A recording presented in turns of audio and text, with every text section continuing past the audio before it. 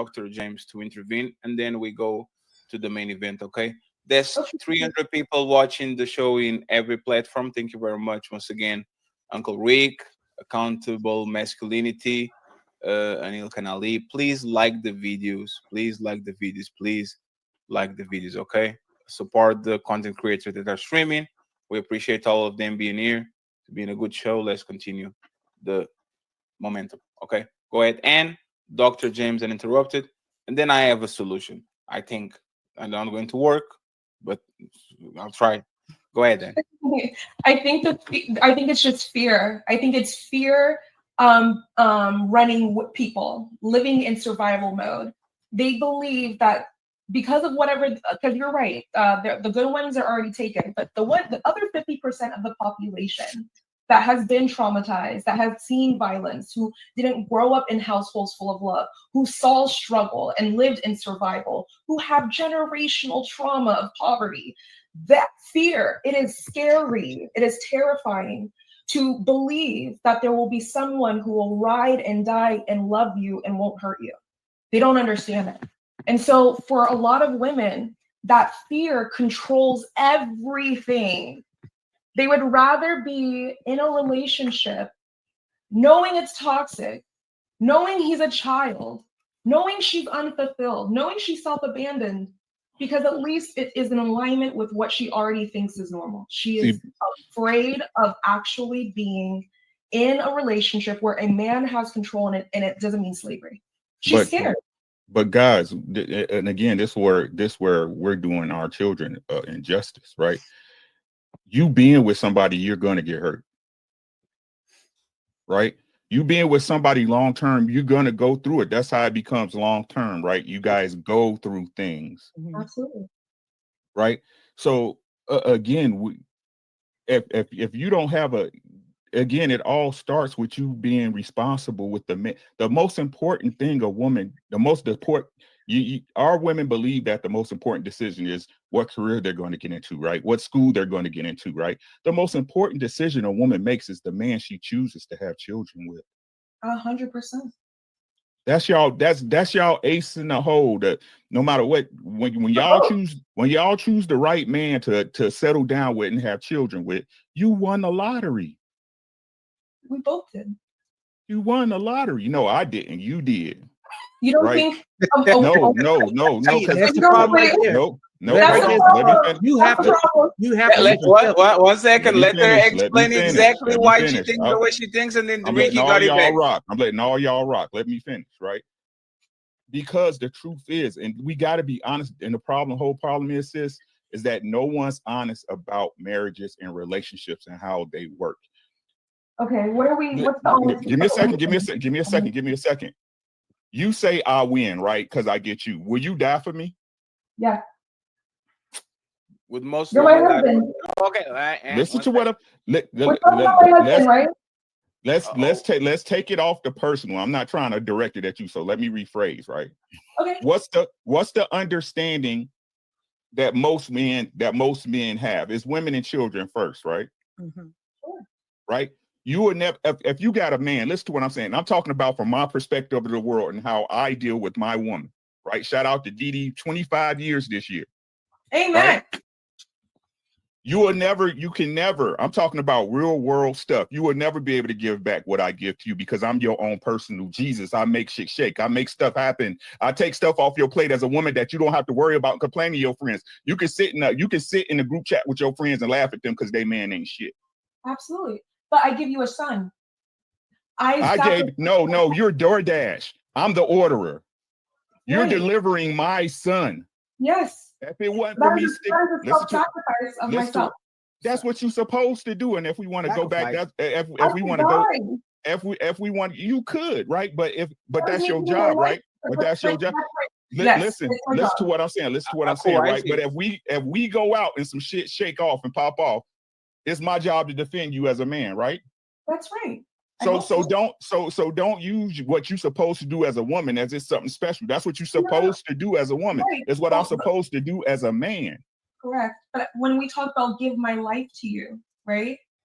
No, I said, would you die for me? Outside of pregnancy, yes. That's the point becomes mute because most women are not willing to die for their man, and this is I being think proven. that's the problem. This being that's not the problem because it's not your job. Like you know what actually would happen if you are my woman and I tell you go to the car, this is the dangerous situation, and you stay there to fight. I will tell you next time you do that shit, there will be no more husband anymore. You can go about your business and marry a pussy that wants you to fight with him. You are just making me, you just putting me in danger. Now I have to care about my face and your face, right? And And after again, that, and then once again, and again, this is woman thinking like men. This is kind of like like a woman that thinks that, you know what? The best thing I can do for my husband is just to stay right here with him and fight with him. No man see this in the history of mankind, and the men that do that shit are men that should not be reliable because you shouldn't rely on them because once again they are not you are not doing their job, and they are not doing their job either. Nobody is doing their job. You are staying with me and putting me in danger, and now I'm not doing my job because the worst thing that a man can do is I can survive if Ali give me a black eye and embarrass me, but if my woman comes back with the black eye, now I have to talk with her brother. Now I have to talk with her dad. Now I have to talk with her group of friends. Now I have to explain to everybody on Instagram why is my woman with the black eye when I was yeah. there to protect her. And But this that's is all part of Even leadership, worse, right, even worse. Patty? That's all a part of leadership. it's actually no, it's a part of followership. But It's about it's actually And, about and this I is want to add on something to the let, conversation about yeah, prizes. yeah. Let me So, let me 1 second. Let me mhm. just say these, and then Akua, accountable masculinity, and DD can pick the microphone. Dr. Williams, please interrupt us because Dr. Williams is the most polite guest that we ever had on the Oh, history of the Team Fatty show. So as soon as we get to the main event, you better not jump on Dr. James. You better chill. But the reality and is this, right? And this is what I'm talking about. This is what Ali said. Is the penis envy? Y'all really are being raised out to be men. I want $100,000, and I want a car, and I want a mansion, and I want to get the baddest bitch, which is the equivalent of the guy. Like everything you want is what the man used to want, and then when you get that shit, you resent yourself and you resent the man that you met because because it's you became. personal. Because So, it's but cancer to us. no, because remember what Didi said about control. Yeah. This is all about control. This is why I believe that women are miserable, and then I'm going to give my solution of everything goes right. Think about it. A woman will find the man of her dreams. She will wrestle for control the whole relationship, try to put her hand on the wheel, try to make sure she test him left and right to see if he's still the man of her dreams, all that shit.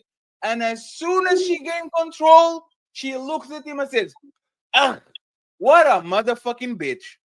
Who the fuck did I marry?" You are going to fight for that control so bad that the day that you earn it, you don't respect that motherfucker anymore because a real man won't let you control him. This is Right. this is how most relationships work. You are not okay with just sleeping and letting the man drive because you are afraid he crashes the car. And as soon as I say, you know what, baby, you can drive the car, bitch. I resent you. I might not think about it, but I'm resenting you now because you were a pushover.